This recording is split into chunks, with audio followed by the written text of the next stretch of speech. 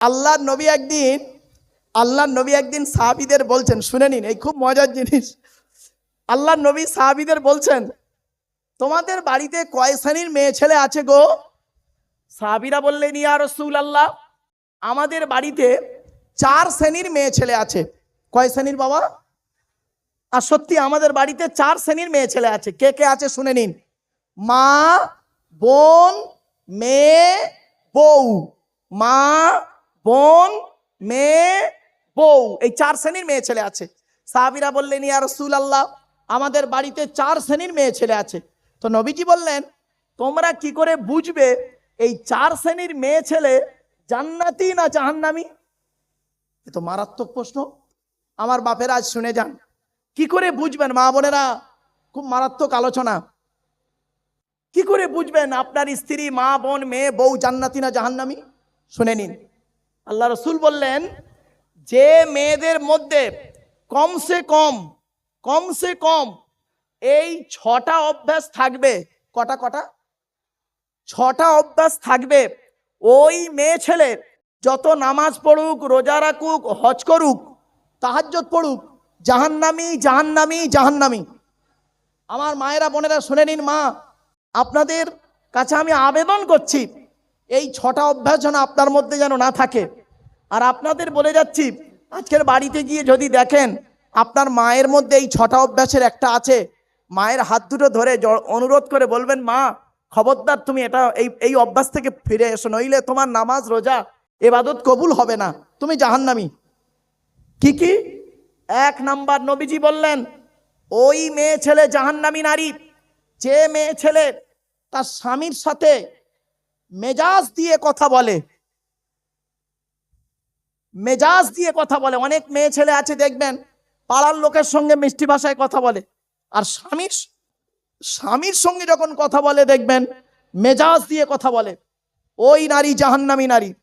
আমার মা বোনরা খুব সাবধান, আজ থেকে তওবা করে নিন মা।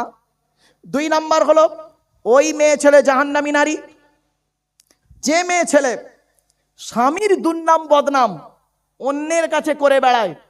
স্বামীর দুর্নাম বদনাম অন্যের কাছে করে বেড়ায়, ওই মেয়ে ছেলে জাহান্নামী নারী।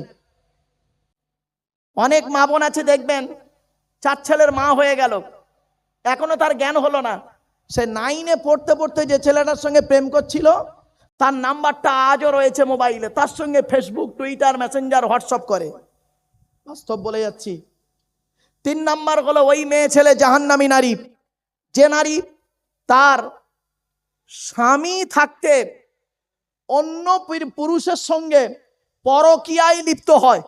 ভাষা বুঝতে পারছেন বাবা? হ্যাঁ, বাচ্চা ছেলে আছে, এসব সিজার করা বাচ্চা, নরমালের বাচ্চা নয়, বহুত চালাক। বুঝতে পারছেন তো? ও ভাঙলি না, ও কালকে ওইটাই ওয়াচ করবে সারাক্ষণ। এই ফচকেরা কত বাচ্চারা কত চালাক জানেন, বাপরে বাপ। হ্যাঁ, চলেন। 4 নাম্বার হলো, ওই মেয়ে ছেলে জাহান্নামী নারী। মা বোনেরা খুব সাবধান।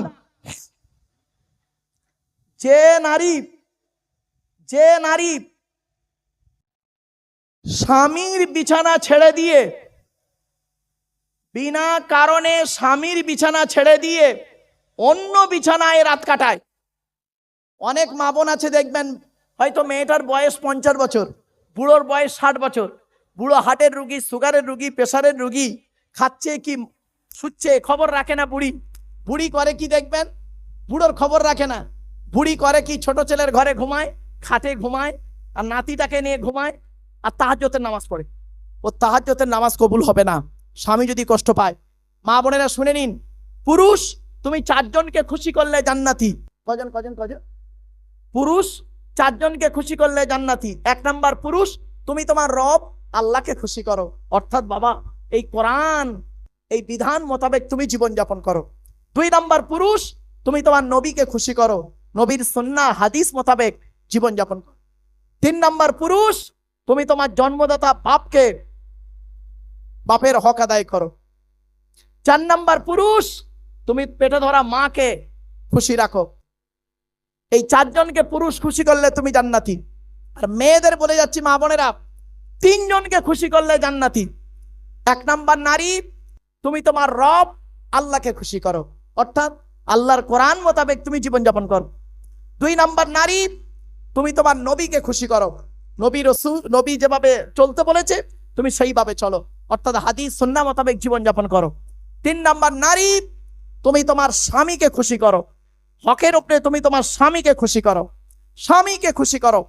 মনে রাখবেন, স্বামী যদি হকের উপরে খুশি থাকে, আল্লাহ এবং রসুল খুশি হয়ে যাবে। জোরে বলুন সুবহানাল্লাহ। আমার মা বোনদের বলি, একজন নারী যদি কমসে কম 3টে কাজ করতে পারে সে জান্নাতি। যদি রমজান মাসে রোজা আদায় করতে পারে, আর 5 ওয়াক্ত নামাজ আদায় করতে পারে, সতীত্বকে বজায় রেখে স্বামীর সেবা যদি করতে পারে, ও নারী জান্নাতের যে কোনো দরজা দিয়ে জান্নাতে প্রবেশ করবে। জোরে বলুন সুবহানাল্লাহ। এরপরে আসছি, ওই নারী জাহান্নামী নারী। খুব ইম্পর্টেন্ট কথা এটা, মনে রাখবেন। যে নারী 4 নাম্বার বলে ফেলবো না ভাই, ক নাম্বার হবে বাবা? 5 নাম্বার হবে না এবার? আচ্ছা 1 নাম্বারতে বলি। 1 নাম্বারটা কি বলেছি বাবা? যে নারী স্বামীর সঙ্গে মেজাজ দিয়ে কথা বলে। 2 নাম্বার, যে নারী স্বামীর দুর্নাম বদনাম অন্যের কাছে করে বেড়ায়। 3 নাম্বার, যে নারী স্বামী থাকতে অন্য পুরুষের সঙ্গে পরকীয়ায় লিপ্ত হয়। 4 নাম্বার, যে নারী কি করে? 4 নাম্বারটা কি বললাম বাবা?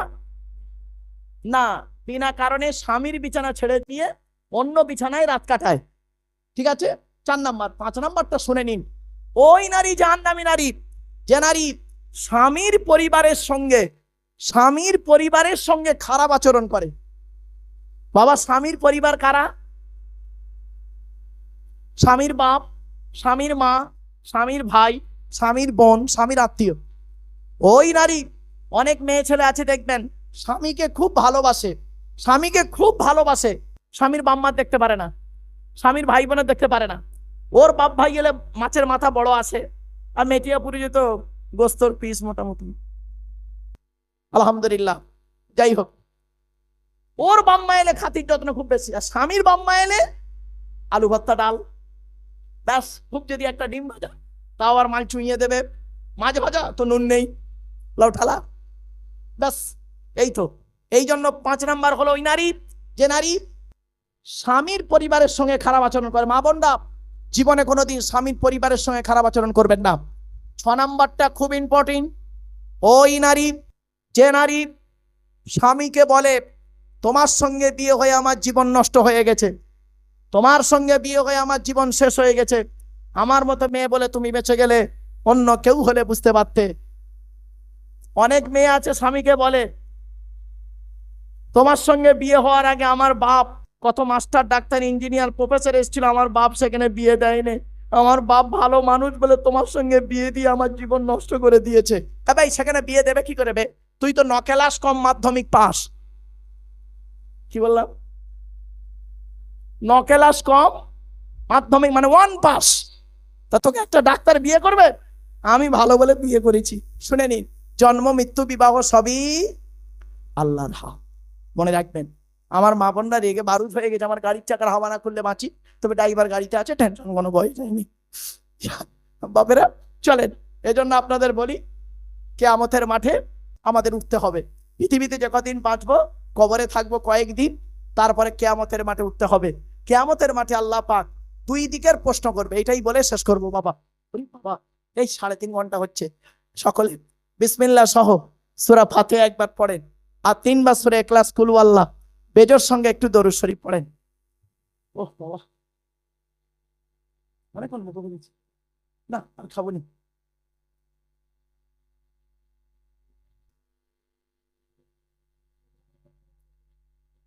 গজল সুন্দর।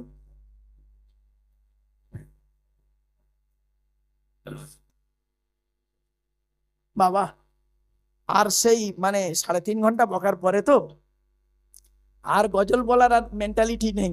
আগে একটু গজল বলতাম জানেন, শ্রোতাদের জন্য না। আগে তখন অনেক সময় ওই ইউটিউবে দেখবেন অনেকগুলো গজল আছে, তো আমার হয় না বাপ।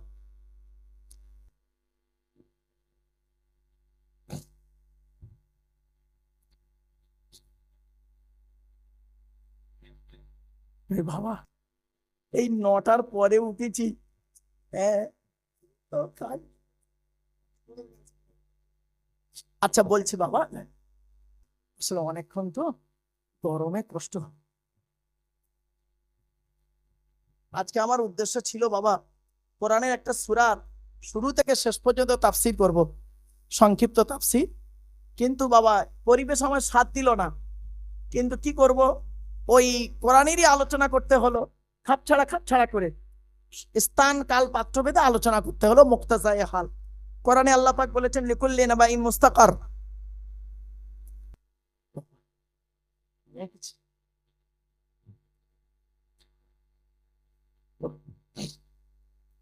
বাপেরা আসেন, কিয়ামতের মাঠে আল্লাহ দুই দিকের প্রশ্ন করবে, এটাই লাস্ট পয়েন্ট, এই পয়েন্টটা একটু মনে রাখুন।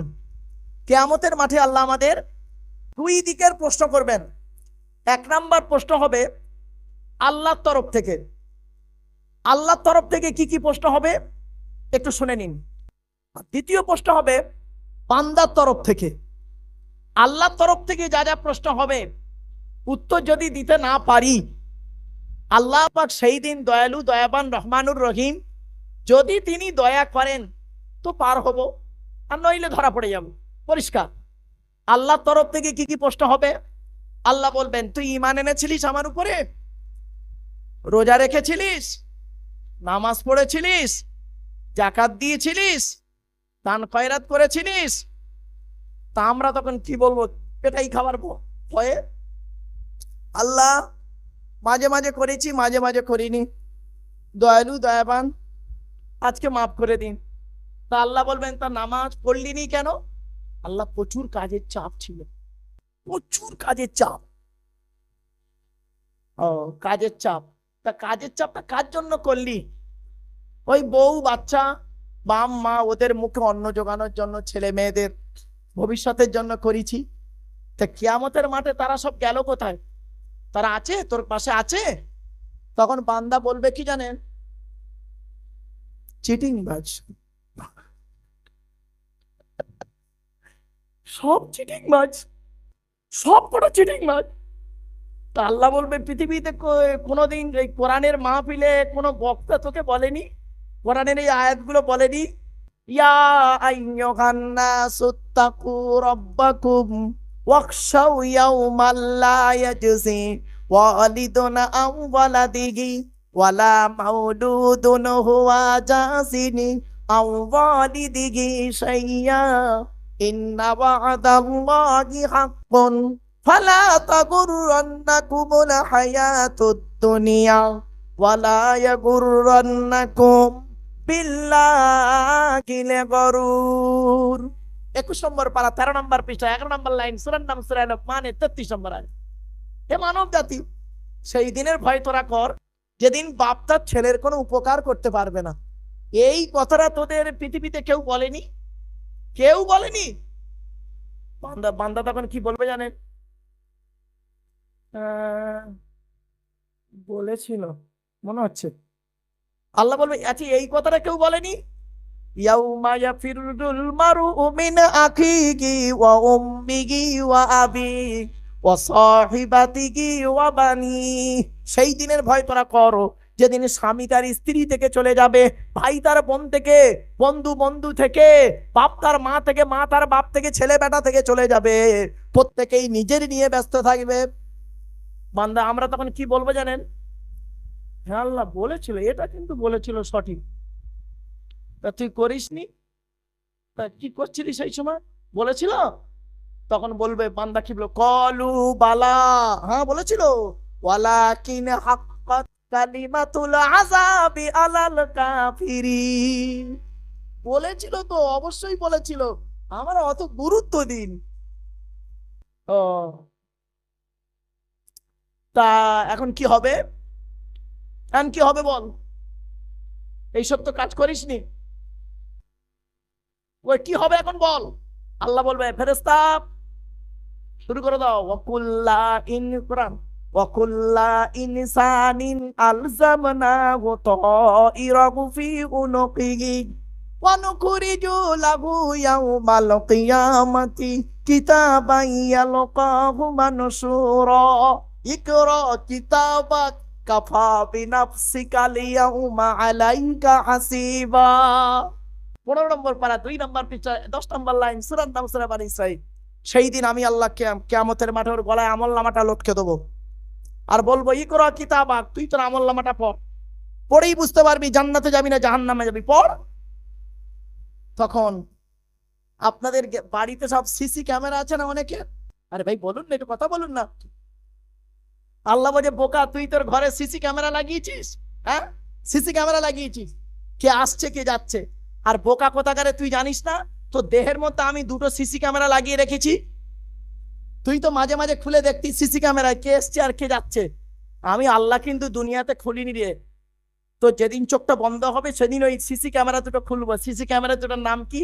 কিরামান কাতিবিন ইয়ালামুনা মা তাফআলুন। দুই কাঁধে দুই সম্মানিত লিখিত ফেরেশতা, কি করেছি সব লেখা আছে। কিয়ামতের মাঠে যখন বিচার হবে, বিচার যখন হবে, আল্লাহ পাক তার বিচারকের ফেরে সিংহাসনে বসে থাকবেন, পাশে থাকবেন নবী মুহাম্মদ সাল্লাল্লাহু আলাইহি ওয়াসাল্লাম। যে নবী, যে উম্মতের বিচার হবে তার নবী দাঁড়িয়ে থাকবেন। তো আমাদের বিচার যখন হবে মুহাম্মদ সাল্লাল্লাহু আলাইহি ওয়াসাল্লাম দাঁড়িয়ে থাকবেন। আর নিচেই দেখবেন, কোর্টে দেখবেন বিচার করতে গেলে কোর্টে কি হয়, বিচারক বসে থাকে, আসামিটা কাঠগড়ায় থাকে, নিচেই দুই উকিল মারামারি করে, ঠিক না বেঠিক? একজন ওর পক্ষে একজন ওর বিপক্ষে। তো ঠিক কিয়ামতের মাঠে সিনটা এইরকমই হবে। কিরকম? কিয়ামতের মাঠে আল্লাহ রাব্বুল আলামিন তিনি তার আহকামুল হাকিমিন বিচারকের আসনে বসে থাকবেন। আর বিচার হবে কিরকম বিচার হবে? আসামি আব্দুল্লাহিল মারুফ কাঠগড়ায় দাঁড়িয়ে থাকবে, আর দুই কাঁধে দুই ফেরেশতা হবে উকিল। এক কাঁধের ডান কাঁধের ফেরেশতা বলবে আল্লাহ আল্লাহ, ওই আপনার নবী মুহাম্মদ সাল্লাল্লাহু আলাইহি ওয়াসাল্লাম দাঁড়িয়ে আছেন, জিজ্ঞাসা করুন। আপনার নবী পৃথিবীতে বলে এসেছেন একটা কোরআনের অক্ষর পড়লে 10টা নেকি। ওই আব্দুল্লাহিল মারুফ চন্দননগর ক্লাবে জলসায় গিয়ে অনেক কোরআনের আয়াত বলেছে, পারা নাম্বার পৃষ্ঠা নাম্বার লাইন নাম্বার ধরে বলেছে, এই দেখুন এত নেকি করেছে, আমার মন বলছে ওর বিনা হিসাবে আজকে জান্নাতুল ফেরদাউস ঢুকিয়ে দাও। ডান কাদের ফেরেশতা বলল, বলার পরে আল্লাহ রাব্বুল আলামিন বলবেন তাই, তাহলে তোমার কাছে প্রমাণ আছে সব? হ্যাঁ আল্লাহ, আমি সব লিখে রেখেছি, আপনি আমাকে লিখতে বলেছেন, লিখে রেখেছি। ব্যাস, সঙ্গে সঙ্গে বাম কাদের ফেরেশতা বলবে অবজেকশন ইওর অর্ডার, মালটা মোটেই ভালো নয়। বাম কাদের ফেরেশতা বলে মালটা মোটেই ভালো নয়। আল্লাহ বলবেন কি ব্যাপার? আল্লাহ পাক দেখুন, ও বাইরে ওয়াজ করতো, ও লোককে বলতো খারাপ নজরে কোনো মেয়ের দিকে তাকাইও না। আর ও গাড়ির কাঁচ খুলে খালি সুন্দরী সুন্দরী মেয়েদের দেখতো, একবার তাকাতো ঘন্টা খানেক ধরে। হয়েছে, সব লিখে রেখেছি। তো আল্লাহ রাব্বুল আলামিন সেদিন বলবেন আব্দুল্লাহিল মারুফ এদিকে আয়, এই পাপটা তুই করেছিস।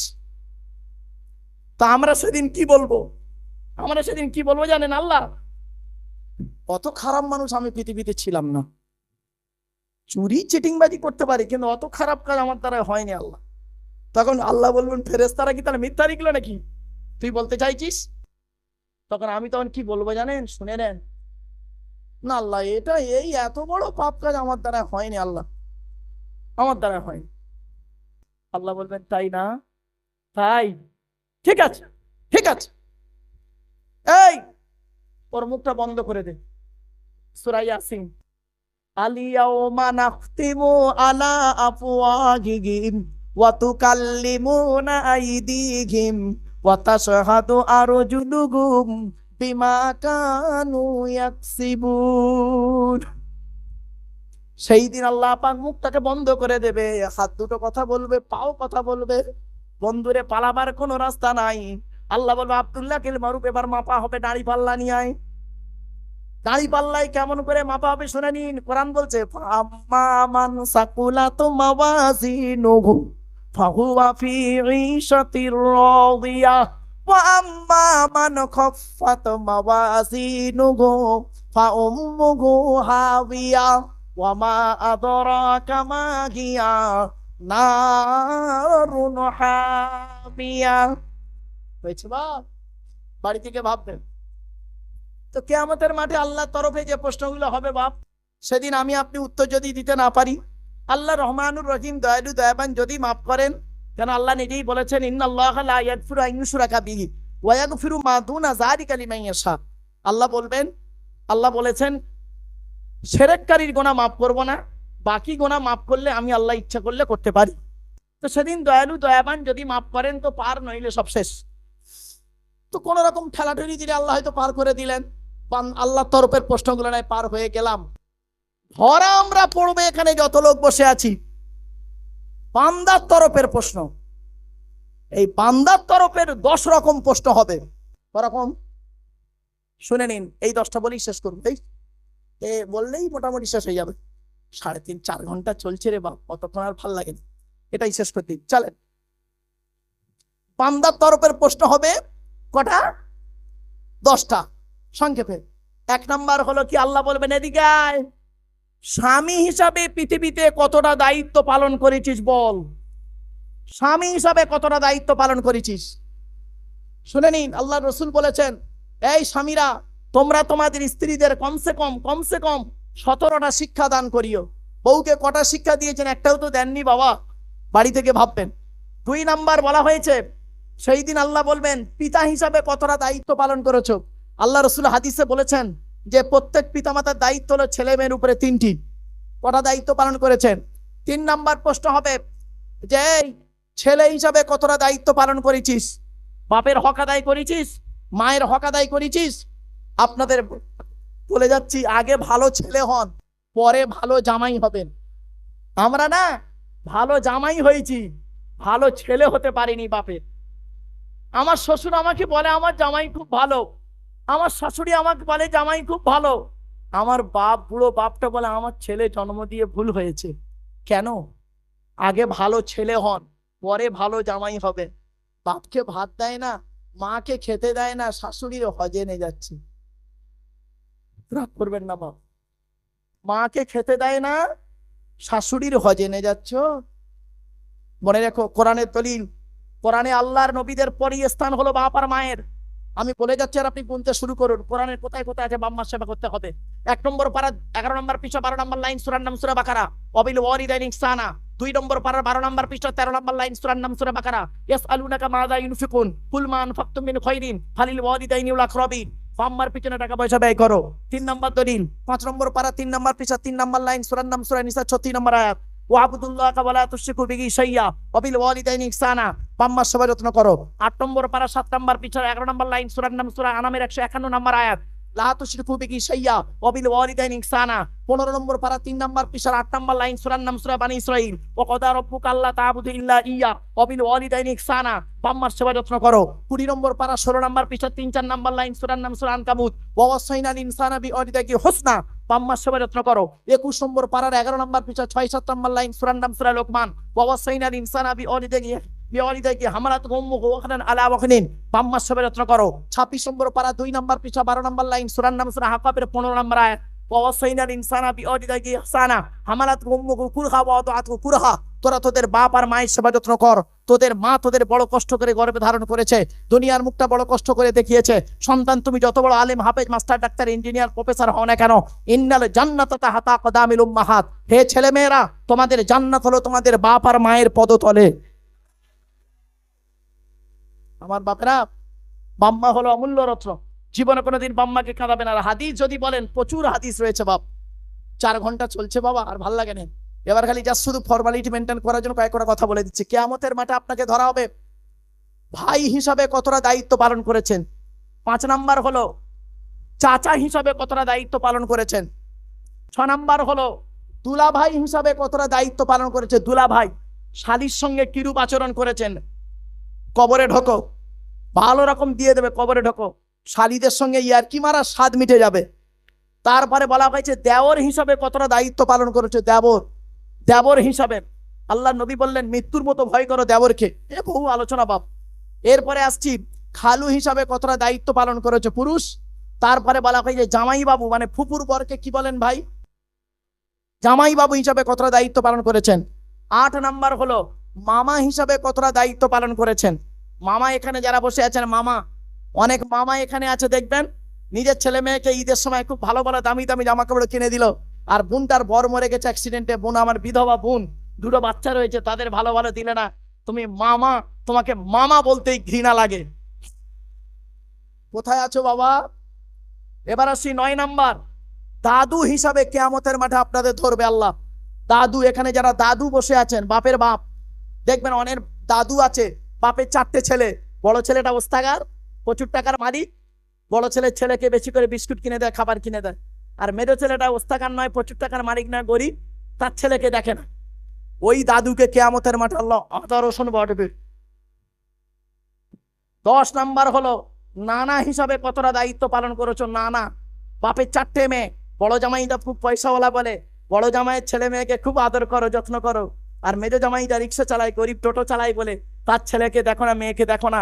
তোমার মতো নানাকে আল্লাহ কিয়ামতের মাঠে জাহান্নামায় দেবে। আমার বাপেরা, এসব বাস্তব আজগ বাপ। যাই হোক, আমরা এখন মোনাজাত করব। সকলে বিসমিল্লাহ সূরা ফাতিহা একবার, 3বার সূরা ইখলাস কুল আল্লাহ, বেজোর সঙ্গে কয়েকবার দরুদ শরীফ পড়ব।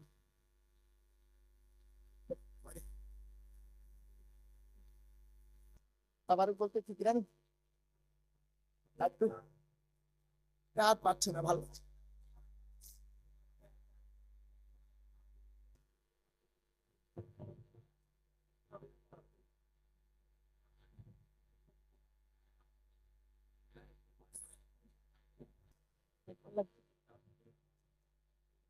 ও বাবা, কষ্ট হচ্ছে, আর ভালো লাগে না।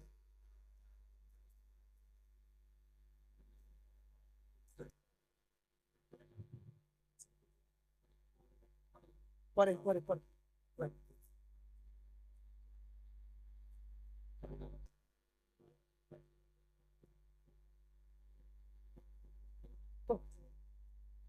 ঘন্টা করছে, 4 ঘন্টা কষ্ট হচ্ছে।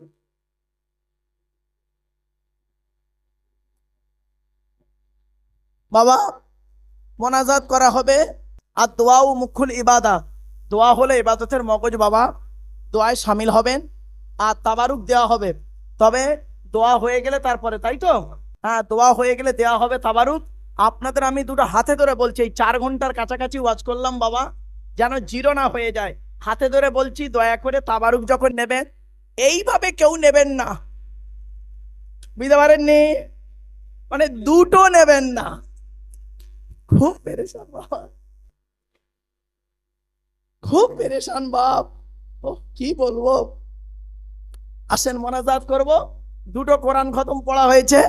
আমার মায়েরা বোনেরা, অনেক আলোচনা করেছি মা, আপনাদের সম্পর্কে অনেক আলোচনা হাদিসে এসেছে। রসুল করিম সাল্লাল্লাহু আলাইহি ওয়াসাল্লাম বলেছেন, কোরআনেও আছে, সূরা নিসার মধ্যে আলোচনা আছে, সূরা নূরের মধ্যে আলোচনা আছে, সূরা আহজাবের মধ্যে মেয়েদের আলোচনা আছে, ব্যাপক আলোচনা বাবা।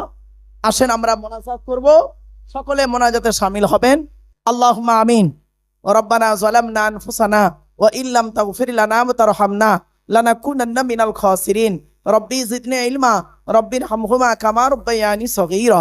রব্বুল আলামিন, সন্ধ্যা থেকে নিয়ে এখন পর্যন্ত যা কিছু আলোচনা হয়েছে মাবুদ, পড়ার মধ্যে, শোনার মধ্যে, বলার মধ্যে যদি কোনো রকমের ত্রুটি হয়ে যায়, গফফার নামের ওসিলা করে মাফ করে দিন আল্লাহ। সওয়াব দিয়ে থাকেন। 2 খতম তেলাওয়াত করা হয়েছে আল্লাহ। এখানে দরুদ শরীফ, কলমা শরীফ যা কিছু পড়া হয়েছে মাবুদ, ত্রুটিগুলি গফফার নামের ওসিলায় মাফ করে দিন আল্লাহ। সওয়াব দিয়ে থাকেন বাবা আদম থেকে নিয়ে এখন পর্যন্ত যত নবীন, সিদ্দিকিন, শুহাদা, সালিহিন, তাবেঈন, তাবেঈন, আইম্মায়ে মুজতাহিদিন, কুল মুসলিমিন আল মুসলিমা, মুমিনিন আল মুমিনা, হুজুরদের আরওয়াহ মুবারকের সওয়াবটুকু পৌঁছায় দেন আল্লাহ। আমাদের সকলের বাপ মা, ভাই বোন, দাদা দাদি, নানা নানি, খালা খালু, ফুপা ফুপু, মামা মামি, শ্বশুর শাশুড়ি, ছেলে মেয়ে, স্বামী স্ত্রী যারা কবরস্থ হয়ে আছে, সকলের গোরাজাবকে মাফ করে দিন আল্লাহ। রব্বুল আলামিন, যারা পৃথিবীতে জীবিত আছে তাদের সেবা করার তৌফিক দান করুন আল্লাহ। আমাদের সকলের ঋণ থেকে মুক্তি করে দিন, কন্যাদায়কে দূর করে দিন, সুপাত্র মিলায় দিন। চাষাবাদ, রুজি রোজগার, ব্যবসা বাণিজ্যে কাজ কারবারে বরকত দান করুন। হালালকে গ্রহণ করা, হারামকে বর্জন করা তৌফিক দান করুন। কাফিরদের মোকাবেলা ইসলামকে জয়ী করে দিন। ভাই ভাইয়ের মহব্বত, স্বামী স্ত্রীর মহব্বত, বাপ বেটার মহব্বত, পাড়া প্রতিবেশীর মহব্বত, ভক্তি শ্রদ্ধা সম্মান বজায় রাখার তৌফিক দান করুন আল্লাহ। যে কদিন পৃথিবীতে বাঁচিয়ে রাখবেন, ইমান নিয়ে থাকার, ইমান নিয়ে আমল, ইমান নিয়ে চলার, ইমান নিয়ে কবরে যাবার তৌফিক দান করুন আল্লাহ। নামাজি মুত্তাকি বান্দা বানায় দিন আল্লাহ। আল্লাহ রোজাদার বান্দাদের সঙ্গে শামিল করিয়ে নিন আল্লাহ। হালালকে গ্রহণ করা, হারামকে বর্জন করা তৌফিক দান করুন আল্লাহ। যারা লেখাপড়া করছে, কিতাব বোঝার মতো, বোঝানোর মতো, লেখার মতো, লেখানোর মতো, পড়ার মতো, পড়ানোর মতো তৌফিক দান করুন। অন্তর থেকে অহংকার, ফকর, গর্বকে চূর্ণ বিচূর্ণ করে দিন আল্লাহ। জান, মাল, ইমান, ইজ্জত আল্লাহ আপনার দরবারে তুলে দিলাম। ভাই ভাইয়ের মহব্বত, স্বামী স্ত্রীর মহব্বত, একে অপরের মহব্বত, ভক্তি শ্রদ্ধা সম্মান বজায় রাখার তৌফিক দান করুন আল্লাহ। আমি অদম গুনাহগার, আমার সঙ্গে কত আলেম, হাফেজ, হাজি, গাজী, জ্ঞানী, গুণী, বুদ্ধিজীবী মানুষেরা, বাবাজিরা, যুবক ভাইয়েরা, স্নেহের কচি কচি বাচ্চারা, মা বোনেরা হাত তুলেছে আল্লাহ। যার হাতকে ভালোবাসেন তার হাতে ওসিলায় আমাদের দোয়াকে কবুল করে দিন আল্লাহ। আল্লাহ আমাদের ভালো কাজের ওসিলায় আপনি আমাদের দোয়াকে কবুল করে নিন রব্বুল আলামিন। আল্লাহ আপনার গফফার নামের ওসিলায় আমরা দোয়া চাইছি, কবুল করে নিন রব্বুল আলামিন। আল্লাহ যে কদিন বাঁচিয়ে রাখবেন ইমানের সহিত থাকার তৌফিক দান করুন। যে যা উদ্দেশ্য নিয়ে হাত তুলেছেন সকলের মনের কামনা বাসনা আল্লাহ আপনারা মনে মনে আল্লাহর কাছে চান।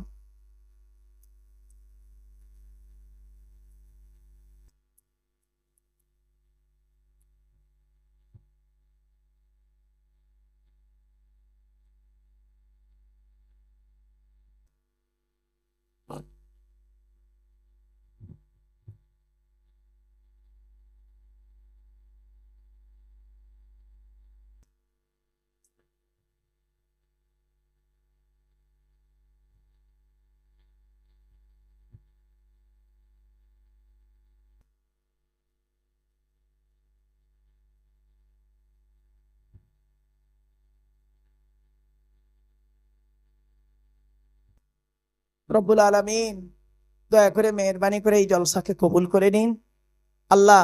হালাল মাল থেকে তাবারুকে কবুল করে নিন আল্লাহ। এই ক্লাবের সভাপতি, সেক্রেটারি, কেশিয়ার কমিটি সকল সদস্যকে আল্লাহ আপনি কবুল করে নিন আল্লাহ। এই জলসার সভাপতি, সেক্রেটারি, কেশিয়ার কমিটি সকলকে আল্লাহ আপনি কবুল করে নিন রব্বুল আলামিন। মসজিদের সভাপতি, সেক্রেটারি, কেশিয়ার কমিটি, ইমাম, মুয়াজ্জিন, মুক্তাদি সুসম্পর্ক বজায় রাখার তৌফিক দান করুন আল্লাহ। اللهم إني أعوذ بك من الهم والحزن وأعوذ بك من العجز والكسل وأعوذ بك من الجبن والبخل وأعوذ بك من غلبة الدين وقهر الرجال. اللهم احفظنا من كل بلاء الدنيا وعذاب الآخرة. اللهم وفقنا على تحب العمل التي ترضاها ووفقنا على اتباع حبيبك سيد المرسلين ووفقنا على صيام شهر رمضان المبارك وصلاة التراويح مع تلاوة القرآن. رب العالمين যারা বিমারের মধ্যে পড়ে আছি বিমারকে শিফায়ে কুল্লি ইনায়েত করুন আল্লাহ।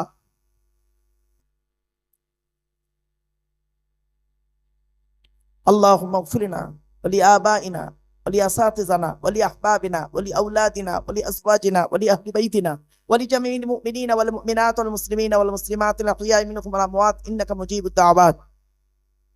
ربنا تقبل منا دعاءنا وتلاوتنا ونصيحتنا كلها بوسيلة حبيبك سيد المرسلين.